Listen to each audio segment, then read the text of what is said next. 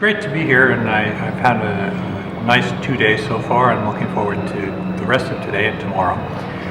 NATEG Days, I think, are a great idea. It's a great way to get an interaction and an understanding of what's available in Tunisia, what the education environment is from my perspective, so I'm coming from Canada.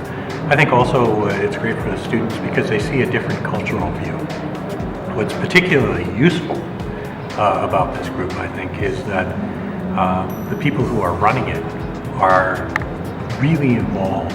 They know what you guys are going through as students, and they're concerned about making the best that they can for you.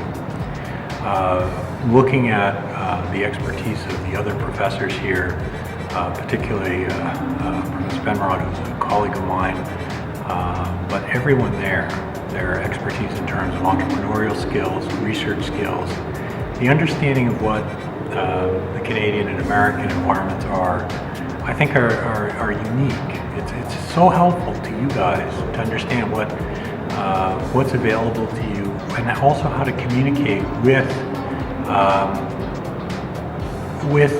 North Americans.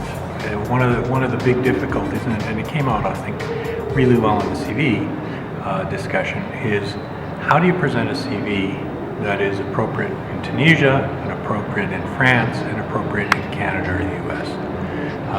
There are a lot of different cultural expectations that go from one place to the other, and NATEG gives you that bridge. It just sort of explains to you, this is how you communicate, this is what is expected, and this is how it's interpreted. Often people have great personal and wonderful reasons to write and say certain things that other people sit down and say, why the devil would you say that? This helps. It's great to understand that. It's also good to understand what you can do if you do an advanced degree. What are the real opportunities available to someone in the US, Canada? What could you bring to Tunisia if you wanted to later on? These are the things I think NATEG gives you that nothing else really can. There's no other, I've never seen an engineering group that was devoted to expatriates who were coming back and really explaining what the situation is on the ground. And I think the idea that they'd have this conference, I think the great participation of the students, and